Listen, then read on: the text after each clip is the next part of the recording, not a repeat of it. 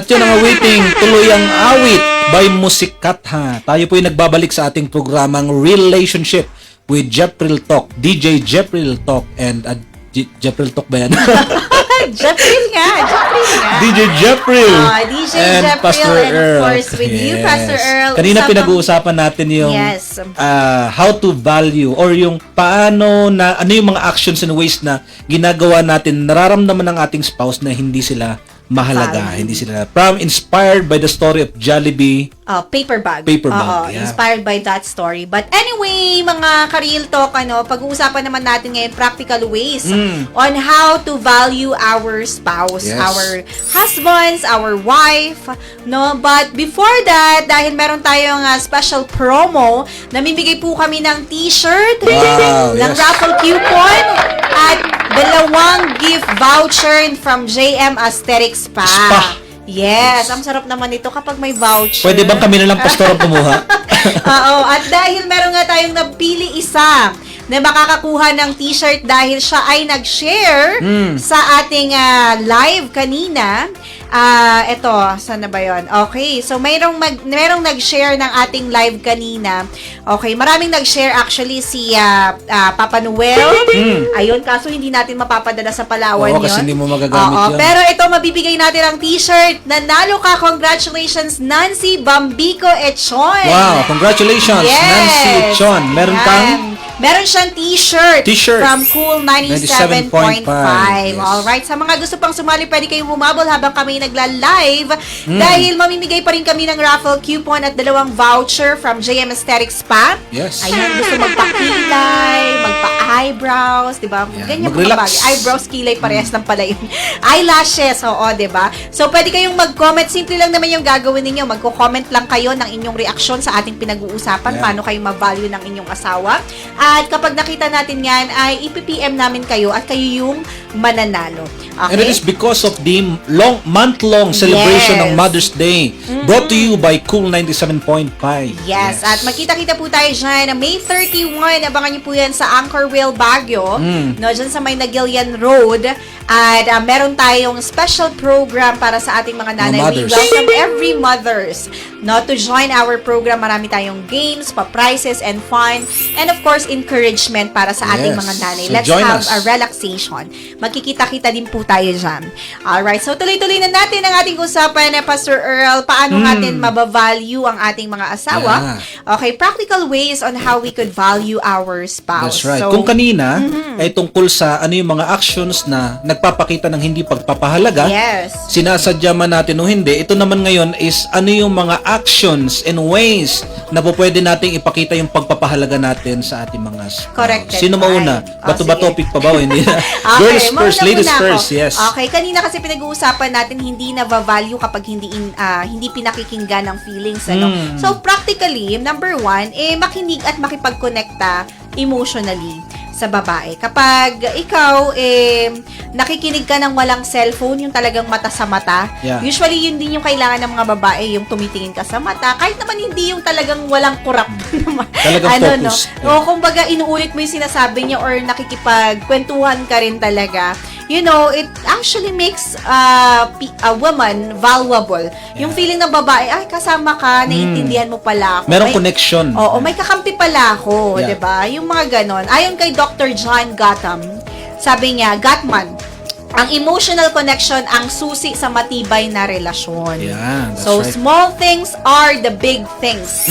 Kaya yung simpleng pakikinig, huwag ka munang mag-cellphone habang may sinasabi siya, pwede na yun. Diba? To listen. Oo, listen and understand their feelings and as well. Mga men, we need to admit na mahina talaga tayo sa pakikinig, lalo na sa ating mga spouse, sa ating mga asawa. So, very important na kunin natin tong aral na to na we must listen more and speak less and listen more. Para naman sa mga lalaki, para sa mga kalalakihang nandirito, to the women, dapat maintindihan ninyo na yung nagpapakita ng pagpapahalaga sa lalaki is napaka-importante ng respect. Igalang at i-honor ang effort at ang pagiging lalaki ng iyong asawa sa bahay. Head of the family or leader niya sa loob ng bahay. Sabi ng expert na si Dr. Emerson Egerich, Respect is the oxygen of a man. Wow, oxygen talaga. Actually, Oo. pagdating sa pag-aaral, ang unang need of a man is really an intimacy, physical. Oo.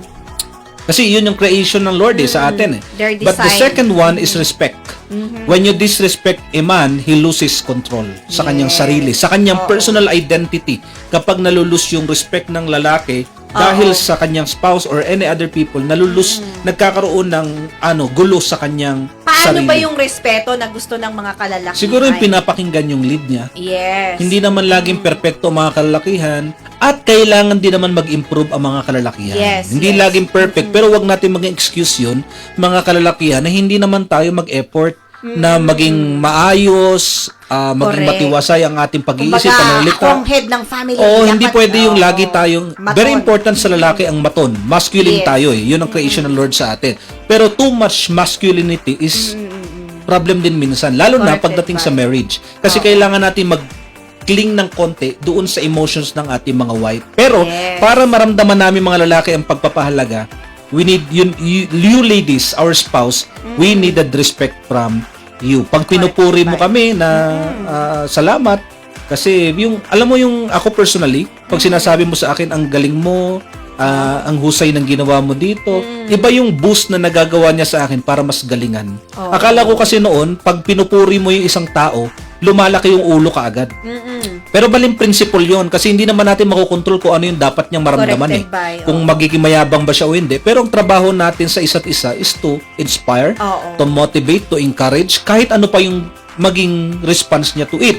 So, sa akin, very important, pag sinasabi mo sa akin yung pinupuri mo ako, sinasabi mo yung mga good spots ko, yung mga nagagawa kong magaling, so doon ako nagkakaroon ng mas confidence na maging ama ng tahanan o maging Yes. asawa muna sa'yo. So, very important, respect is the air the man breathes. Oh, yun. Yan. Kapag nararamdaman nilang may respeto ka, kahit regardless of, kasi ngayon sa panahon ngayon, pwedeng mas mataas ang sinasahod ni wife, ni misis, kesa sa husband, ganyan. May mga situation tayong mga ganyan. But it doesn't mean na may karapatan tayo to overpower their role Yeah. in the house. May kanya-kanya tayong Oo. roles. Yes. So in the house, your role, regardless of your role in your company, in your work, diba, kung ikaw ay boss sa kumpanya, pero pagdating sa bahay, magsasubmit ka sa asawa mo. Yes. And that is a sign of respect. That's diba? true. Mm. Yes, oo. How about sa girls Number naman? 2, yes. Para naman mapakita natin na mahalaga ang ating mga asawa. Kami. Para sa mga babae.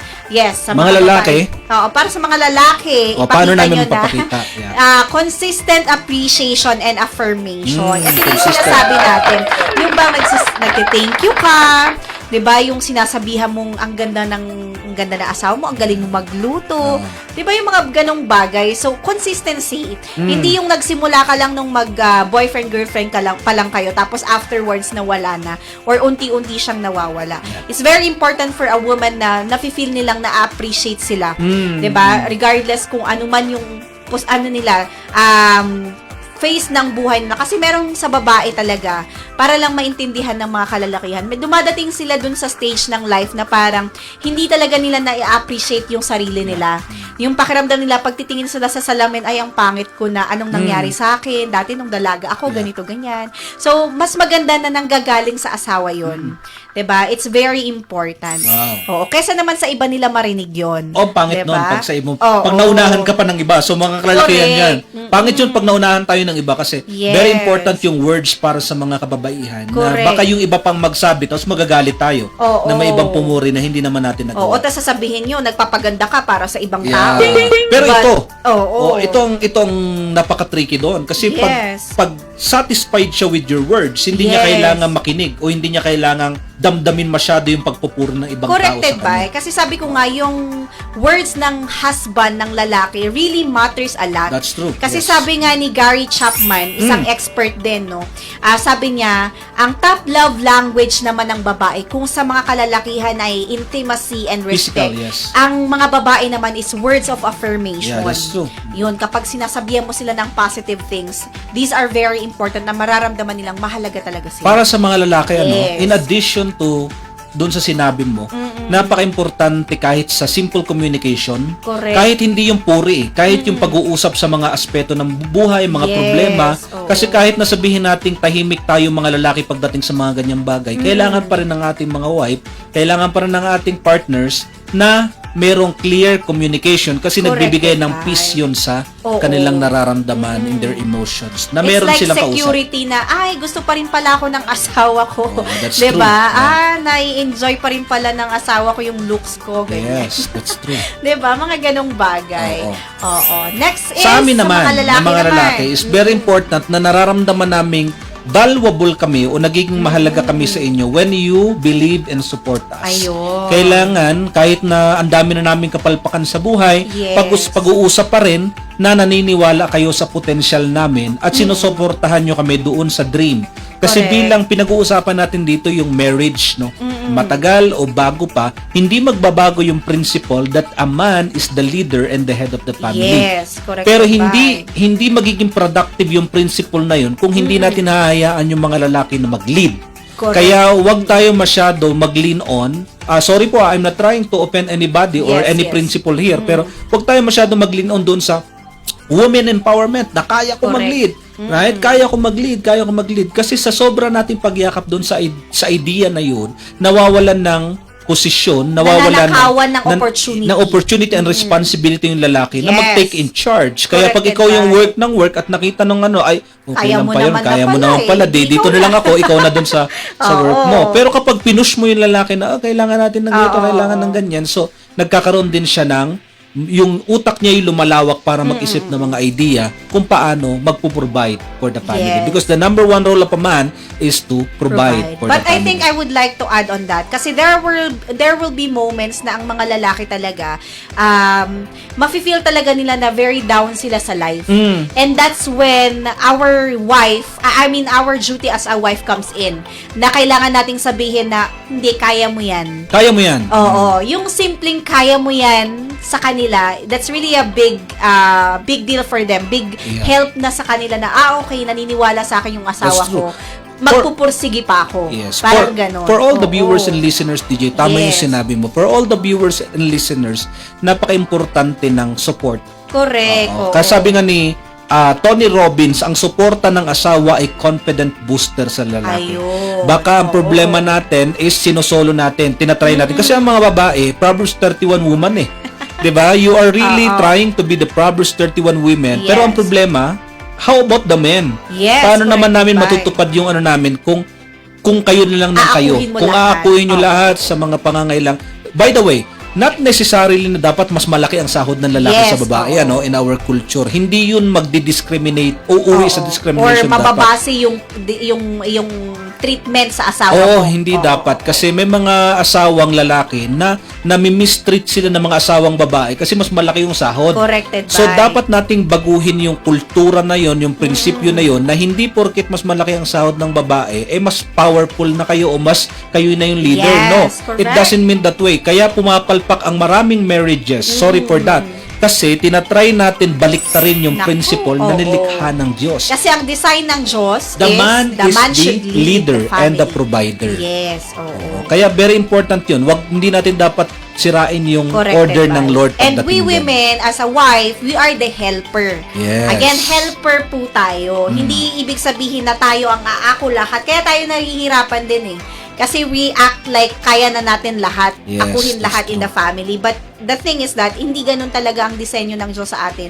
We are a helper of our spouse, Yes. of our husbands. Kapag hindi na nila kaya, kung ano yung kahinaan nila, yun yung ikaw Kaya naman ang ibinigay Oo. si Eva. Eva. Pond, diba?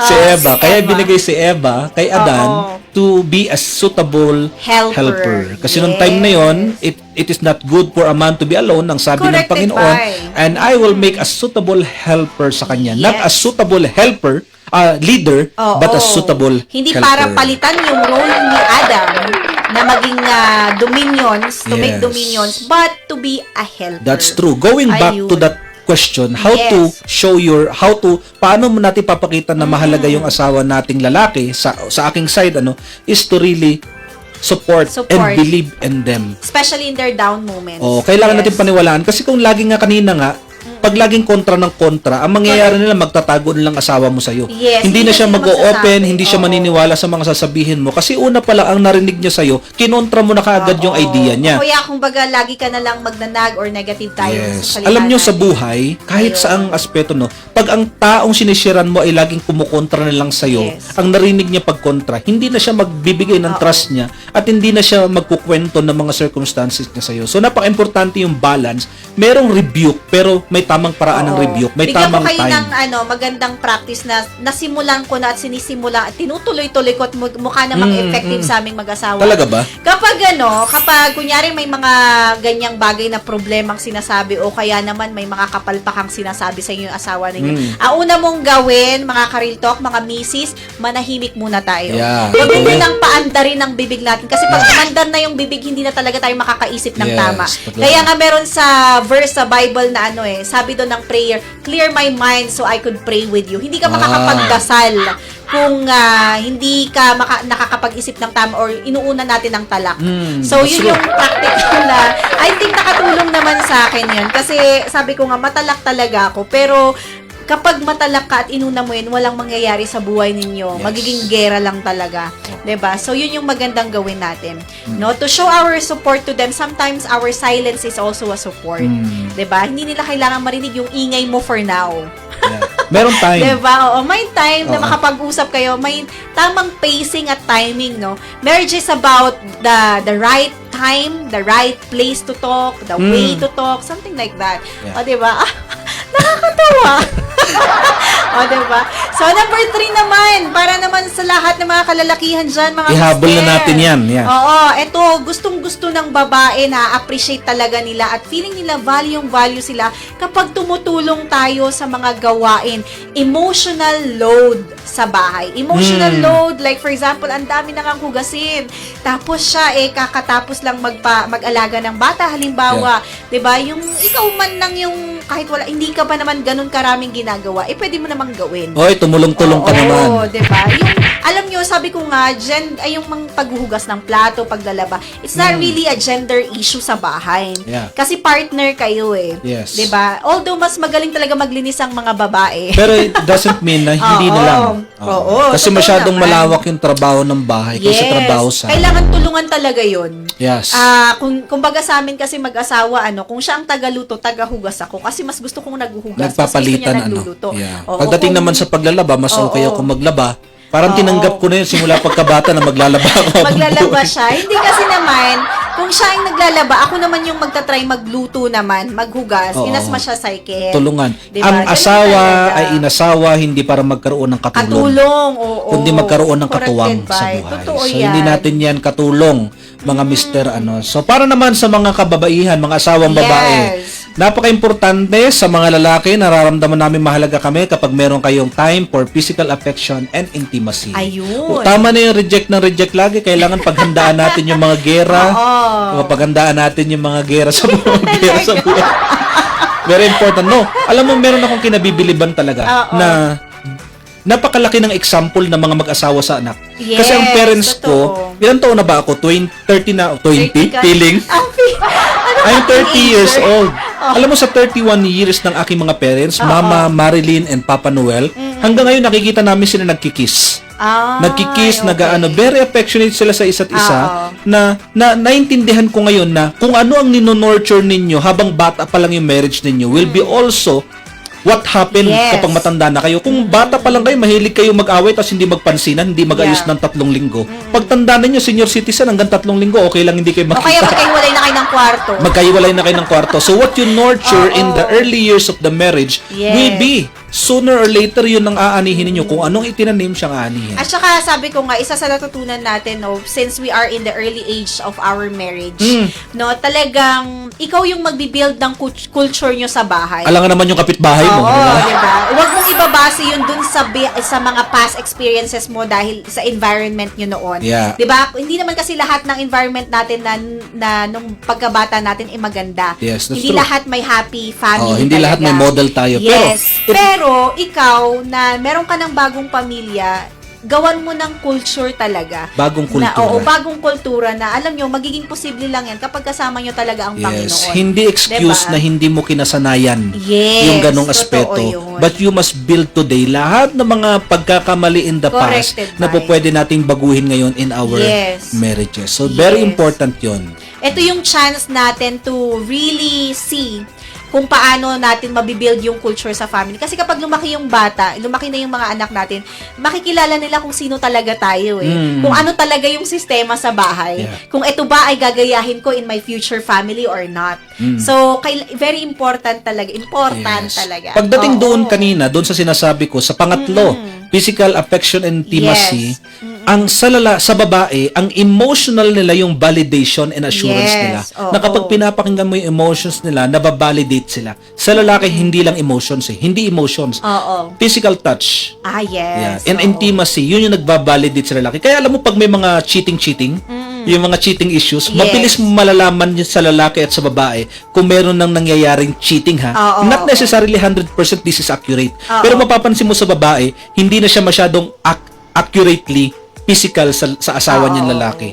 Tapos pagdating naman sa lalaki, hindi na siya masyadong nakikinig, hindi na siya masyadong nagbabalidate ng emotions ng babae. Bahala ka na yan. Kung gusto mo, gusto mo. Kasi may iba ng Kasi may iba ng pinagbabalingan.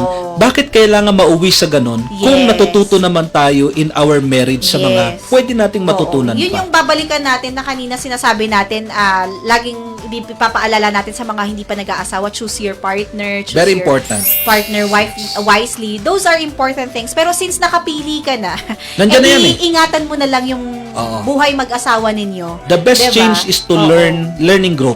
Learning grow. Ibig sabihin, may mga bagay na hindi ka na pwedeng alisin sa buhay mo. Corrected. Kaya nga hindi tayo naniniwala sa divorce Pero may mga bagay na pwede ka pa matutunan. Kasi pag pumasok na ang divorce sa atin sa Pilipinas, everything kapag may pangit na, cancel agad.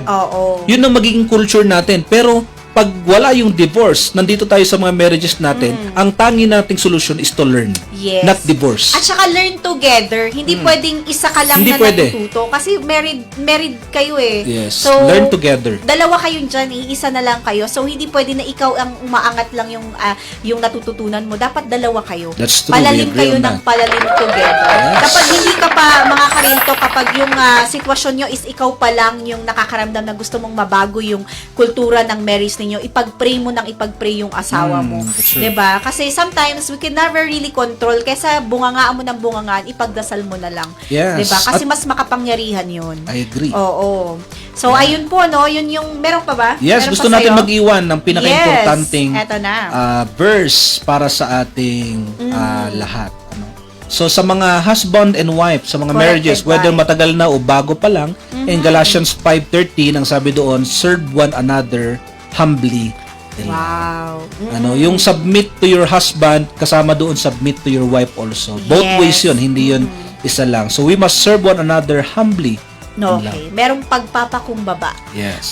And para mas ma-enjoy natin ang buhay mag-asawa. That's true. We are praying and rooting for our viewers and listeners sa mga marriages ninyo. Kasama sa amin, nawa mas maging mabunga pa tayo. Nawa hindi ang solusyon ninyo ay divorce or annulment or hiwalayan. Ang solusyon natin, ang first na solution natin is to run to God and ask God for wisdom kung ano ang dapat gawin. Baguhin natin yung henerasyon natin na pagdatamanda na tayo, hindi na tayo sweet or mawala na yung ating sweetness in marriage. That's right. But, there's still respect and love together. Mas tumatagal.